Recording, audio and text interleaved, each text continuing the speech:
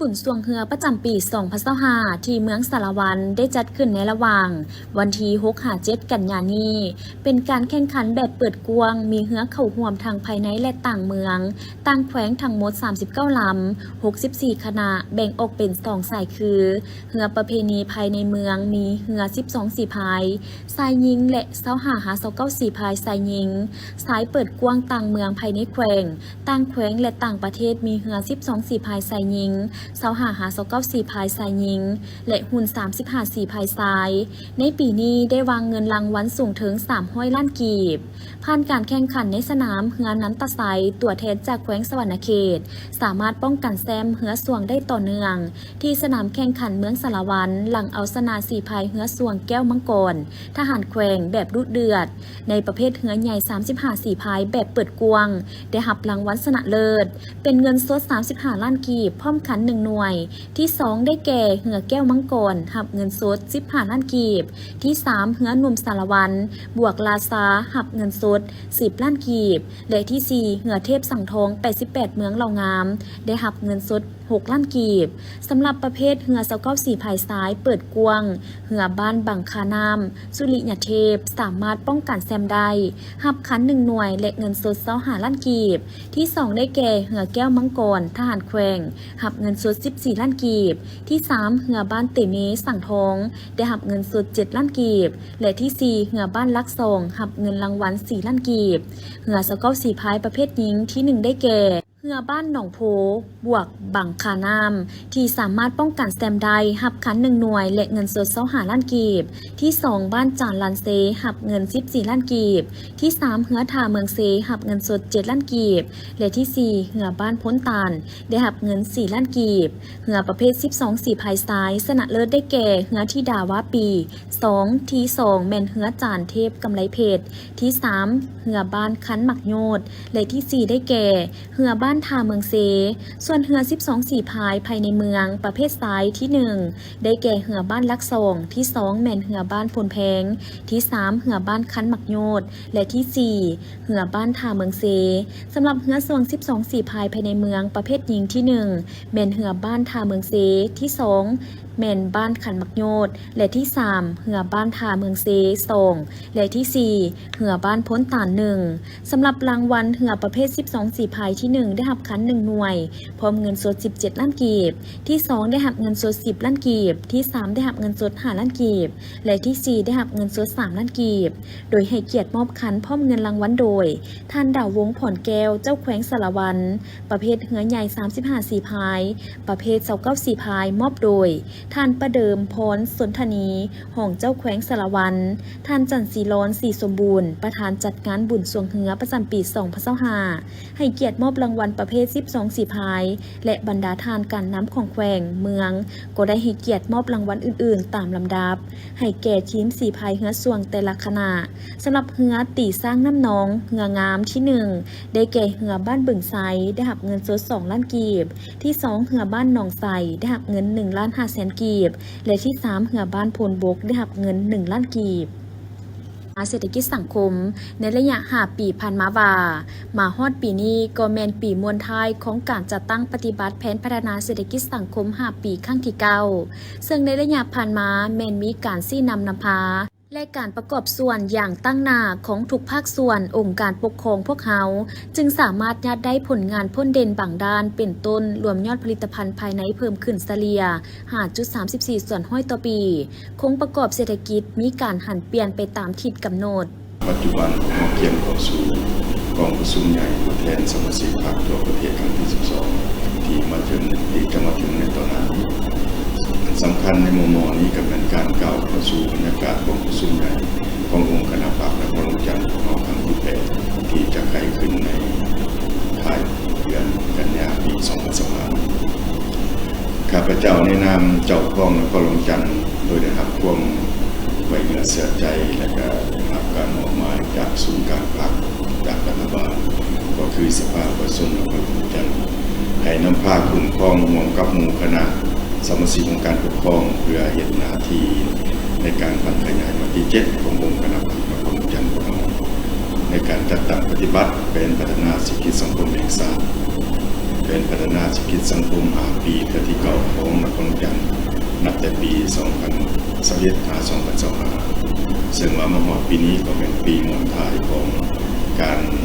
จัดตั้งปฏิบัติแผนพัฒนาที่สังคม5 ปีที่เก่าย้อนมีภาคนำพาในการสีนำพาในการประกอบส่วนของทุกภาคส่วนของการปกครองของเราก็สามารถสู่ส่วนปฏิบัติแผนพัฒนาแผนงานที่คณะแผนงานส่วนการภาคก็คือองค์คณะภาคนครหลวงจันทร์ของเรากำหนดไว้นะครับเป็นต้นคนเด่นอันที่หนึ่งก็เป็นรวมยอดผลิตภัณฑ์ภายในของพวกเราในเฉลี่ยเพิ่มขึ้น 5.34% ต่อปีในกลุ่มประกอบเศรษฐกิจก็มีการผันเปลี่ยนไปตามที่กำหนดซึ่งในนั้นก็ถือว่าทางด้านโครงเขตการบริการถือว่ามีท่าเอียงขยายตัวกับมีท่าเอียงเพิ่มขึ้นสำหรับด้านเกษตรกรรมและอุตสาหกรรมยังมีลักษณะคงที่หรือว่ามีลักษณะลดลงเล็กน้อยสำคัญการคุ้มครองและหักมัดใหญ่งบประมาณของเรานี่ก็แม่นอยู่ในระดับที่ประหยัดมัธยัสถ์ในการคุ้มครองการเก็บใบหับที่มีลักษณะผลดินถึงว่ามีประสบผลงานเป็นของเราก็สามารถบรรลุตามแผนว่ามันก็สามารถปฏิบัติแผนงานต่างๆพื้นฐานพื้นล่างของเราก็ในตัวเมืองนี่ก็ได้รับการแก้ไขเป็นส่วนใหญ่ซึ่งในสุ่มปีผ่านมานี้ของเราก็ได้มีการจัดสรรงบประมาณเป็นสิทธิ์และหัวมือกับกระทรวงการประเทศในการปรับปรุงบูรณะทางของทางซอยต่างๆและก็รวมทางการจัดแผนปัจจุบันคือว่ากระทรวงมาอยู่ 85% ก็จะเป็นทางเป็นตรงแนวเป็นทางผู้ยางแนวคือว่าเอาประกันการใช้งานตลอดปีให้แก่ประชาชนการประดับประดาตัวเมืองการอำนวยความสะดวกการสัญจรหรือว่าการปรับปรุงไฟแสงสว่างตัวเมืองของเราก็ได้ดำเนินไปแต่ก็เป็นระบบรับประกันได้ดีขึ้นการบริการด้านสาธารณูปโภคนี้ก็คือว่าพื้นที่สาธารณะของเราก็เพิ่มขึ้น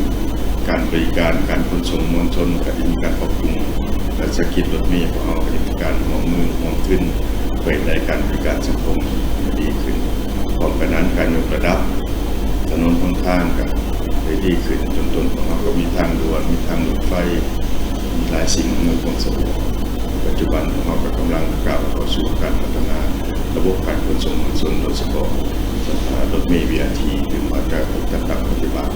เฉพาะรถเมล์ BRT นี้ก็เป็นการพัฒนาเพื่อเป็นพื้นฐานให้แก่ในอนาคตเพื่อสร้างพื้นฐานให้แก่การเส้นลูกเส้นลางของเราเป็นการสงสัยในตอนนั้นถ้าว่าพวกเขาบอกพัฒนาในอย่างนี้แน่นอนว่าความจำเป็นความยากในโอกาสหน้าก็แห้งจะยุ่งยากหลายแต่สังคมก็จะอดทนผ่านผ่าเพื่อในได้สร้างพื้นฐานดังกล่าวเป็นสิ่งอำนวยความสะดวกให้แก่สังคมในการบริการสังคมให้ได้ตามมาตรฐานของบรรดานครหลวงอาเซียนก็คือบรรดานครในโลก สำหรับการผลิตอุตสาหกรรมถือว่าขยายตัวในระดับดีสมควรหัวหน่วยอุตสาหกรรมปรุงแต่งและหัตถกรรมก็ขยายตัวซึ่งสามารถผลิตสินค้าได้906รายการและสามารถทดแทนการนำเข้าได้38รายการการส่งเสริมการท่องเที่ยวอันพ้นเด่นแม่นได้รับรางวัลเมืองท่องเที่ยวอาเซียนและเมืองวัฒนธรรมอาเซียนพร้อมนี้ก็มีนักท่องเที่ยวเพิ่มขึ้นเฉลี่ยเกือบ5 ล้านคนและมีเงินหมุนเวียนหลายกว่า1 ตื้อดอลลาร์สหรัฐในระยะ5 ปีผ่านมานครเมืองจันทร์ยังได้เอาใจใส่ในการแก้ไขความทุกข์ยากโดยเน้นใส่พัฒนากสิกรรมหอบด้านเป็นก๊กซึ่งสามารถสั่งตั้งกลุ่มการผลิตได้37กลุ่มและยกระดับได้1สหกรณ์เฮ็ดให้ทั่วนครเมืองจันทร์สามารถลบล้างเมืองและบ้านทุกข์ยากได้ทั้งหมดนอกจากนี้การจัดสรรความบ่เป็นระเบียบเรียบร้อยตามเขตสงวนต่างๆก็ได้ถูกจัดตั้งปฏิบัติโดยเฉพาะถนนลานสร้างถนนสุภานุวงศ์ถนนไกรสอนพรหมวิหารและปัจจุบันกำลังเสนอรัฐบาลเพื่อปรับปรุงระดับความสูงของอาคารในเขตแต่ทางโค้งทาดข่าวหาถนนคูเวียงและเขตบึงทัดหลวง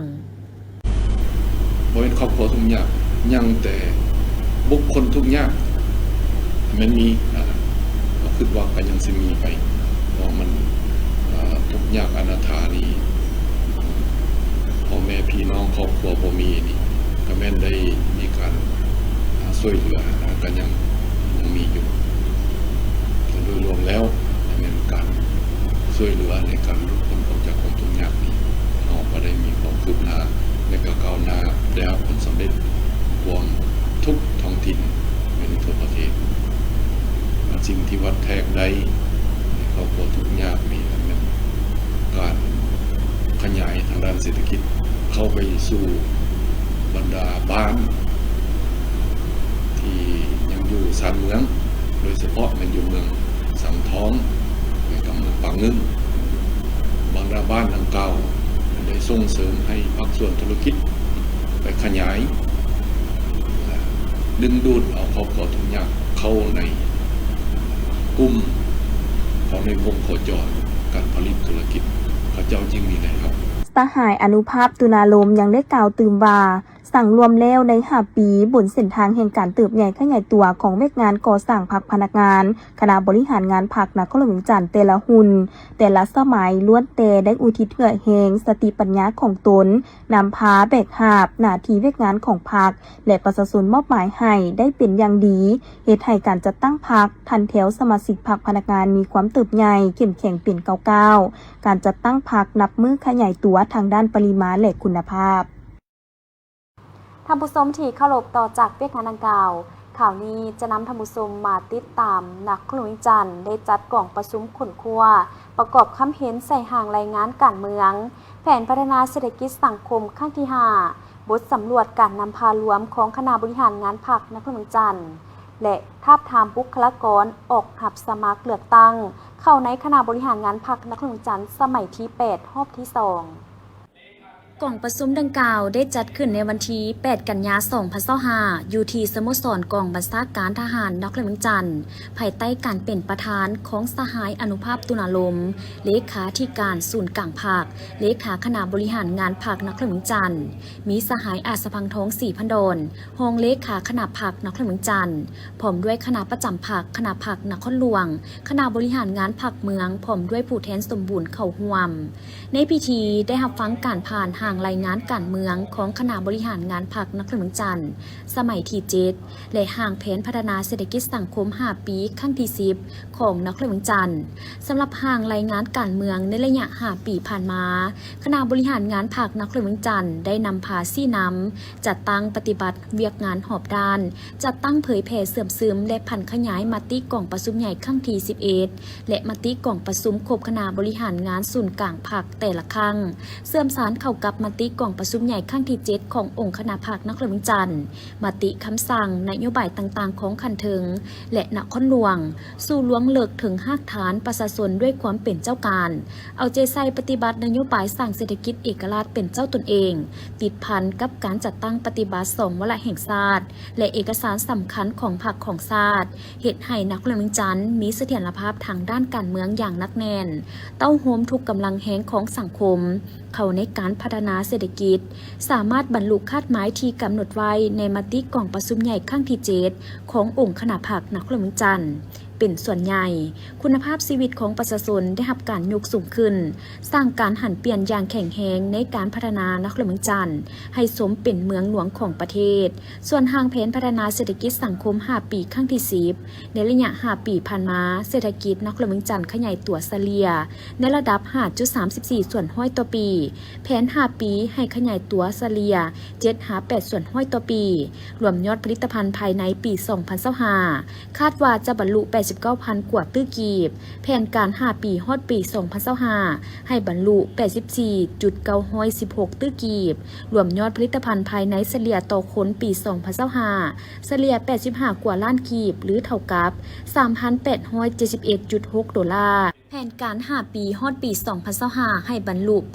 8,750 ดอลลาร์ด้านการพัฒนาชนบทและแก้ไขความทุกข์ยากสามารถแก้ไขครอบครัวที่มีเงื่อนไขบ่ครบถ้วนตามมาตรฐานพ้นทุกข์ตามมาตรฐานครอบครัวทุกข์ยากใหม่เป็นครอบครัวพ้นทุกข์ปฏิบัติได้ 3,215 ครอบครัวเท่ากับ 71.7 ส่วนห้อยของแผนการแผน5 ปีให้ได้ 4,480 ครอบครัวสร้างบ้านพ้นทุกข์ได้ 481 บ้านสร้างเมืองพ้นทุกข์สำเร็จ9 เมืองและบรรลุตาม10มาตรฐานเมืองเข้มแข็งหอบด้าน7 เมืองกองประชุมครั้งนี้ได้รับฟังการผ่านห่างบทสำรวจการนำพารวมของคณะบริหารงานพรรคนครหลวงจันทร์พร้อมทั้งรับฟังการมีคำเห็นของสหายอนุภาพตุลาลมต่อกับการทาบทามบุคลากรผู้ออกรับสมัครเลือกตั้งเข้าในคณะบริหารงานพรรคนครหลวงจันทร์สมัยที่8ตื่มอีก9 ในตอนเช้าของวันที่ 8 กันยายน 2025 คณะผู้แทนที่เดินทางมาร่วมกล่องประชุมใหญ่ผู้แทนแม่หญิงลาวทั่วประเทศครั้งที่ 9 ที่จะจัดขึ้นในระหว่างวันที่ 8-10 กันยายน 2025 โดยเข้าวางพวงมาลาอยู่อนุสาวรีย์นักรบนิรนามดาวแดงและวางกระตาดอกไม้อยู่หอพิพิธภัณฑ์ประธานไก่สอนพรหมวิหารและอยู่อนุสรณ์สถานประธานสุภานุวงศ์นำโดยท่านนางอาลีวงศ์นอบุญธรรมประธานคณะบริหารงานศูนย์กลางสหพันธ์แม่หญิงลาวพร้อมด้วยคณะการวางพวงมาลาและกระตาดอกไม้ในครั้งนี้เป็นการแสดงถึงความเคารพรักความกตัญญูรู้บุญคุณถึงคุณงามความดีน้ำใจต่อสู้อย่างพิละอาถรรพ์และบ่ยอมจำนนของบรรพบุรุษลาวก็คือบรรดานักรบปฏิวัติของลาวที่เสียสละชีวิตเลือดเนื้อเพื่อภารกิจปฏิวัติอย่างองอาจกล้าหาญภายใต้การนำพาซี่น้ำของพรรคประชาชนปฏิวัติลาวจนสามารถยัดได้ชัยชนะและประกาศเอกราชสถาปนาเป็นสาธารณรัฐประชาธิปไตยประชาชนลาวพร้อมนี้ยังเป็นการแสดงความเคารพรักกตัญญูรู้บุญคุณต่อประธานไก่สอนพรหมวิหารผู้นำที่ดีเด่นและเคารพรักของพรรคราชและปวงชนลาวทั้งชาติเป็นผู้นำพาสร้างตั้งทนุบำรุงฝึกฝนหล่อหลอมก่อสร้างสหพันธ์แม่หญิงลาวให้นักแน่นเข้มแข็งอย่างบ่หยุดยั้งทั้งเป็นผู้จัดตั้งนำพาภารกิจปฏิวัติอันยิ่งใหญ่ของประเทศเฮาจากชัยชนะนี้สู่ชัยชนะใหม่ที่ยิ่งใหญ่กว่าเก่าทั้งเป็นการแสดงความเคารพรักรู้บุญคุณและจดจำชื่อเสียงเฮียงนามคุณงามความดีผลงานอันใหญ่หลวงของประธานสุภานุวงศ์ผู้นำที่เคารพรัก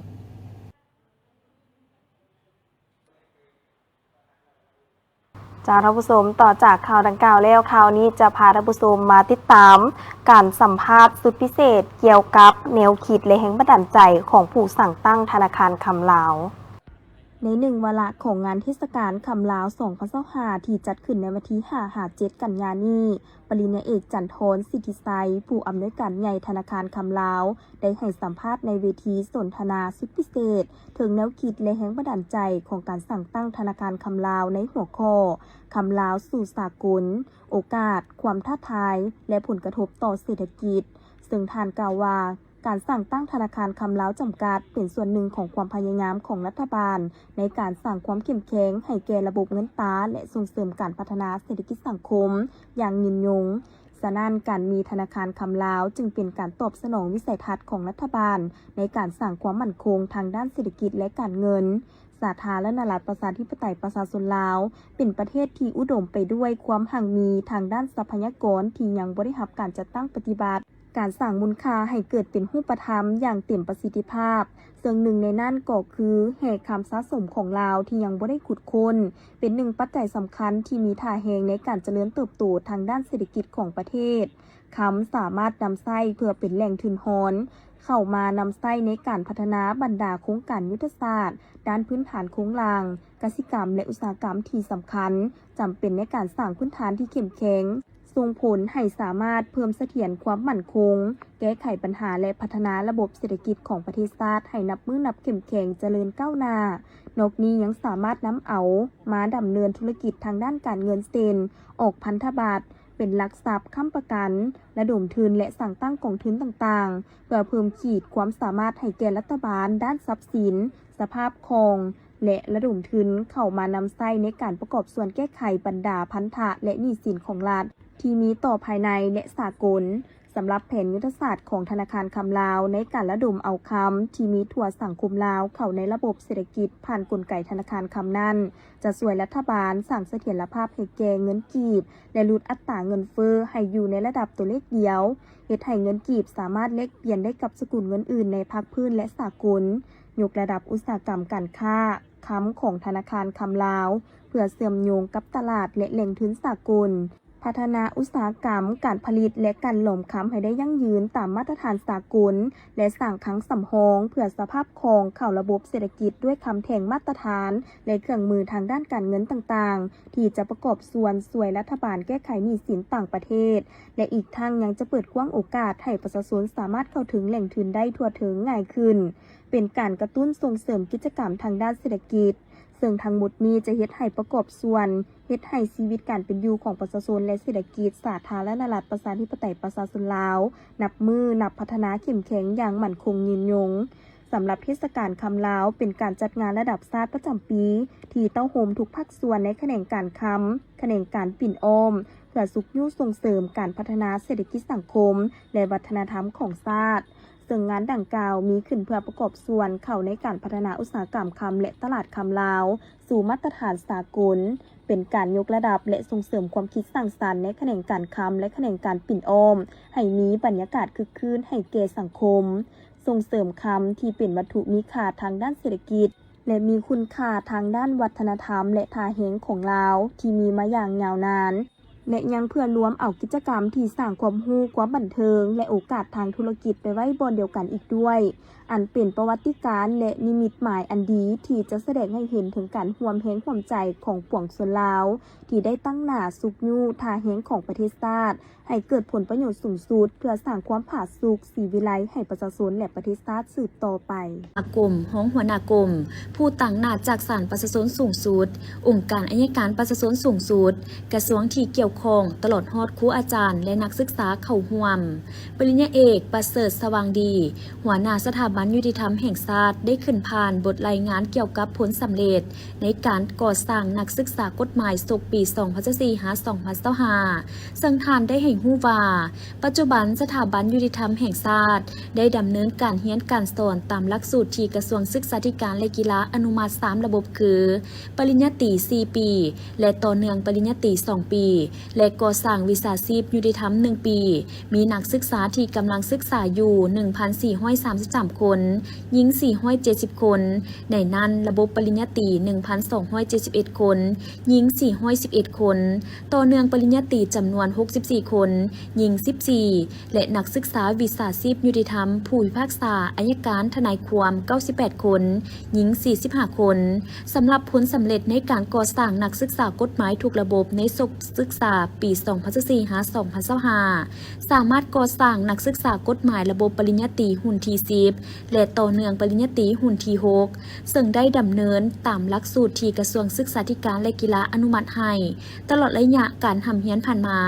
นักศึกษาในทุกระดับก็ได้เอาใจใส่ศึกษาขนคว้าทำเรียนพร้อมทั้งได้ผ่านการสอบเสี่ยงในแต่ละวิชาและสามารถป้องกันบทโครงการจบสั้นตามหลักสูตรการเรียนการสอนที่กระทรวงศึกษาธิการและกีฬาวางออกอย่างครบถ้วน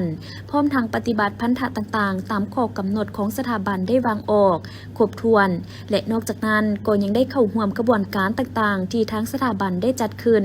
ซึ่งเป็นมาตรฐานหนึ่งในหาหลักมูลของการศึกษาซึ่งในทรงเรียนนี้มีนักศึกษาได้รับใบประกาศนียบัตรทั้งหมดทั้งหลักสูตรปริญญาตรีและหลักสูตรต่อเนื่องปริญญาตรี243 คนหญิง91 คน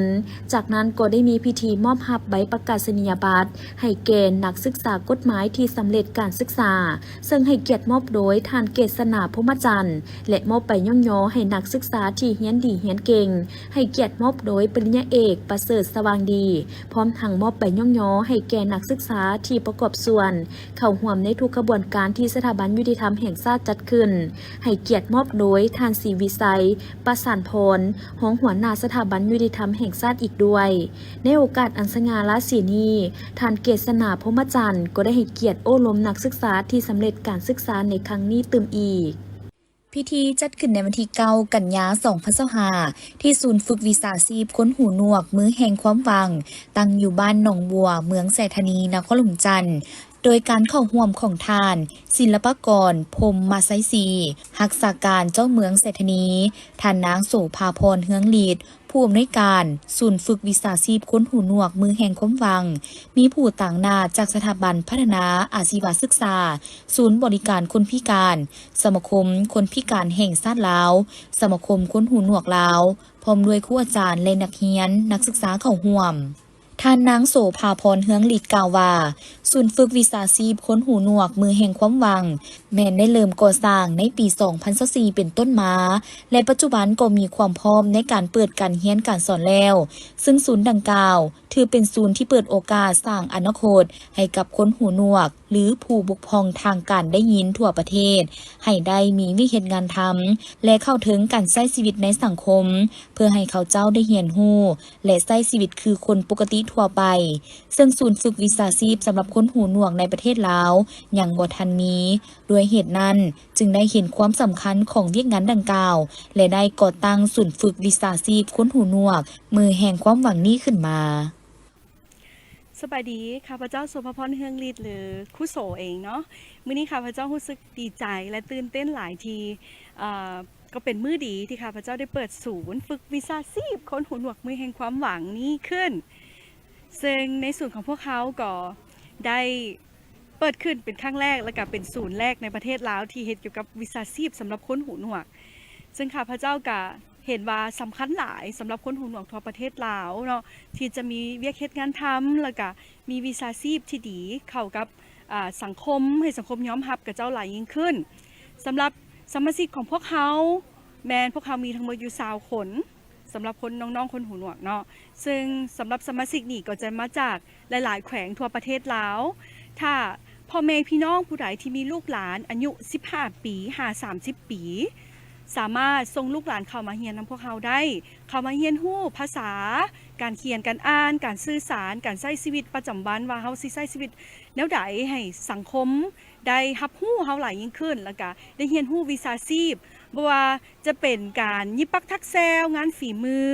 เสริมสวยบ่จะเป็นคอมพิวเตอร์ IT งานซ่อมแปลงสำหรับผู้ชายเนาะจะเป็นตัดผมอีหยังต่างๆพวกเฮาก็จะมีเวียกงานที่เหมาะสมการปรุงแต่งแบบนี้เป็นต้นและพ่อแม่ผู้ใดที่มีลูกหลานที่เป็นคนหูหนวกที่บ่สามารถสื่อสารด้วยคำเว้าได้ที่สื่อสารเป็นภาษามือพวกเขาก็ยินดีที่จะรับลูกหลานของท่านเข้ามาที่ศูนย์ของพวกเขาในการฝึกวิชาชีพเพื่อเขาจะได้มีอนาคตในอนาคตในต่อไปอนาคตที่ดีเพื่อบ่เป็นภาระของครอบครัวและก็ภาระสังคมเพื่อเขาจะรู้สึกว่าเขาจะเป็นส่วนหนึ่งในสังคมและก็ข้าพเจ้าก็ขอบใจหลายๆคนเนาะที่ซัพพอร์ตครูโสเองตั้งแต่ต้นจนฮอดปัจจุบันขอบใจหลายๆเด้อครูโสก็จะพยายามเฮ็ดส่วนของครูโสให้ดีที่สุดให้กับสังคมให้กับบรรดาผู้พิการทั้งหูในทั่วประเทศลาวโดยขอบใจหลายๆโอกาสนี้พ่อโปโลและแม่สมสนิทเฮืองฤทธิ์ยังได้กล่าวแสดงความยินดีและดีใจในการประสบผลสำเร็จพร้อมทั้งให้สัมภาษณ์เกี่ยวกับความรู้สึกและการเห็นความสำคัญของศูนย์แห่งนี้ว่าข้าพเจ้าชื่อโปโลเฮืองฤทธิ์และก็ชื่อภรรยาแม่นสมสนิทเฮืองฤทธิ์ซึ่งเป็นพ่อแม่ของนางโสภพรเฮืองฤทธิ์ที่เป็นอำนวยการของศูนย์ฝึกวิชาชีพของคนพิการโดยเฉพาะพิการหูและปากเนาะหูหนวกปากกึกเนาะกันจะว่าละนะฉะนั้นมื้อนี้ก็ดีใจที่มีโอกาสมาร่วมในพิธีในการเปิดศูนย์วิชาชีพก็มีลูกมีหลานน้องนุ่งอำนาจการปกครองได้มาร่วมแสดงความสุขยินดีในมื้อนี้ฉะนั้นพวกข้าพเจ้ามาที่นี่ก็บ่มีอันใดก็แสดงความหักความยินดีกับบรรดาท่านทุกท่านคือดินตอนนี้เนาะดินตอนนี้ก็เป็นดินของพ่อแม่เนาะของพ่อแม่และพ่อแม่ก็เฮ็ดการผลิตหลายอย่างเนาะเฮ็ดการผลิตหลายอย่างโดยเหือโดยแห้งโดยกำลังเนาะและในขณะเดียวกันลูกสาวโสภพรก็มีความสนใจเพราะว่ามีพรสวรรค์ทางด้านหูหนวกปากกึกหรือว่าคนพิการแล้วก็มีความสนใจอยากจะเฮ็ดโรงเรียนวิชาชีพเนาะแล้วก็ลมกับผู้เป็นพ่อเป็นแม่แล้วผู้เป็นพ่อเป็นแม่ก็ลมกันก็ดีเนาะเพื่อให้มันมีใบหน้าใบตากับสังคม ซุ่มซ่นประเทศศาสตร์บ้านเมือง แล้วก็เฮ็ดให้ใบหน้าใบตาของคนพิการหูหนวกปากกึกนี้เป็นที่ยอมรับของซุ่มซ่นของประชาชนลาว สำหรับท่านใดที่มีลูกหลานบกพร่องทางด้านการได้ยินหรือหูหนวก ที่อยากจะฝึกวิชาชีพให้พวกเขาเจ้าได้มีวิธีงานทำสามารถนำมาสมัครกับศูนย์ดังกล่าวนี้ได้หรือท่านใดที่สนใจอยากจะเป็นส่วนหนึ่งของการประกอบส่วนสนับสนุนในการสร้างศูนย์ฝึกวิชาชีพคนหูหนวกมือแห่งความหวังก็สามารถติดต่อผ่านทางศูนย์ได้ท่านสันติภาพพรหมวิหารรัฐมนตรีกระทรวงการเงินได้ต้อนรับการเข้าเยี่ยมคำนับของท่านควีมาเอ็นทาราหัวหน้าห้องการธนาคารโลกประจำลาวคนใหม่พร้อมด้วยคณะมีคณะนำบรรดากรมอ้อมข้างเข้าร่วมท่านสันติภาพภูมิหารได้แสดงความยินดีต้อนรับคณะพร้อมทั้งแสดงความขอบใจมายังห้องการธนาคารโลกที่ช่วยสุขยูสนับสนุนการช่วยเหลือทุกรูปแบบจากธนาคารโลกมาสู่สปป.ลาวและเสื่อมั่นเป็นอย่างยิ่งว่าการพบปะครั้งนี้จะช่วยให้ธนาคารโลกรับรู้และเข้าใจขึ้นเติมต่อกับสภาพพัฒนาเศรษฐกิจสังคมของสปป.ลาวในระยะผ่านมาและการจัดตั้งปฏิบัติบรรดาโครงการต่างๆรวมทั้งการก้าวเกี่ยมโครงการใหม่ในแผนการร่วมมือระหว่างสปป.ลาวและธนาคารโลกโอกาสนี้ท่านควีมาเอ็นทาราได้รายงานเกี่ยวกับการจัดตั้งปฏิบัติบางโครงการและการก้าวเกี่ยมโครงการในแผนการร่วมมือในขอบ IDA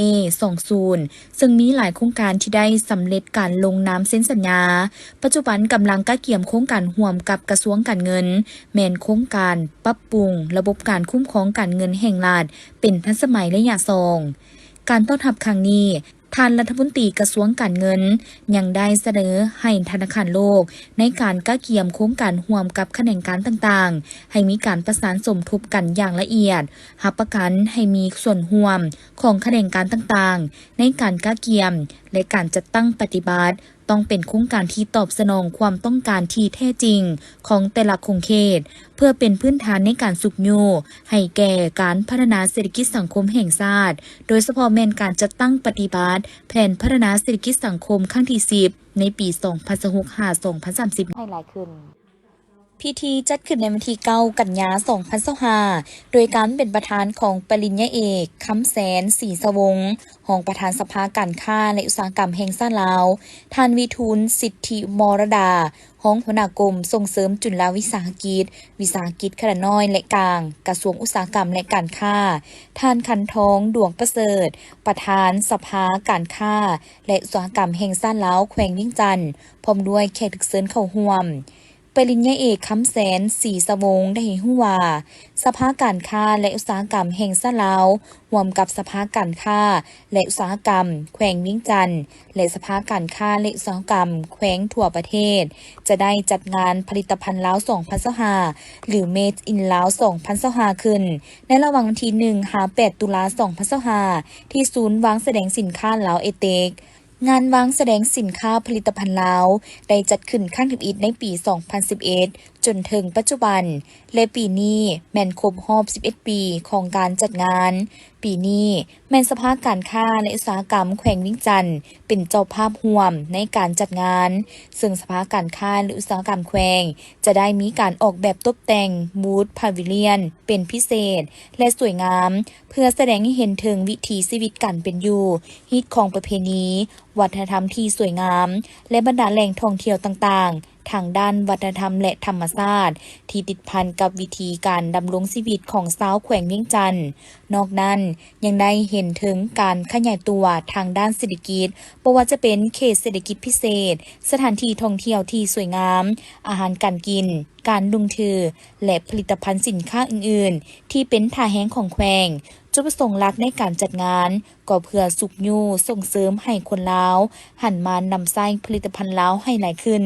พร้อมกันนั้นก็เป็นการปลุกระดมคนควายเพิ่มทวีการผลิตในระดับครอบครัว ให้กลายเป็นสินค้าที่สามารถสร้างรายรับให้แก่ครอบครัวได้อีกทั้งก็เพื่อเป็นการส่งเสริมการผลิตขนาดน้อยให้ก้าวสู่ขนาดกลางและให้กลายเป็นขนาดใหญ่ให้กลายเป็นอุตสาหกรรมการผลิตทางด้านปริมาณและคุณภาพที่ได้มาตรฐานที่พร้อมแข่งขันกับตลาดเพื่อจำหน่ายตลาดภายในและส่งออกสู่สากลได้พร้อมนี้การจัดงานครั้งนี้ยังจะเป็นการเปิดโอกาสให้บรรดาหัวหน่วยธุรกิจที่กำลังซอกหาคู่ค้าใหม่ๆและต้องการเปิดตัวสินค้าและบริการใหม่ๆของบริษัทให้บรรดาแขกที่มาชมงานทางภายในและสากลได้รับทราบอีกทั้งยังเป็นการแลกเปลี่ยนความรู้เทคนิคด้านวิชาการวิธีการผลิตเพื่อนำมาพัฒนาการผลิตสินค้าของตนทั้งเป็นการโฆษณาความอุดมสมบูรณ์ทางด้านฮิตของประเพณีวัฒนธรรมการค้าการลงทุนสถานที่ท่องเที่ยวและอื่นๆที่เป็นเอกลักษณ์ของแขวงที่เป็นเจ้าภาพร่วมจัดงานก็คือแขวงเวียงจันทน์ตลอดถึงทุกๆแขวงทั่วประเทศที่เข้าร่วมในงานครั้งนี้อีกด้วยงานวางแสดงในครั้งนี้มีหลากหลายผลิตภัณฑ์ที่ผลิตและประกอบอยู่ในสปป.ลาวเข้าร่วมหลายกว่า4ห้อง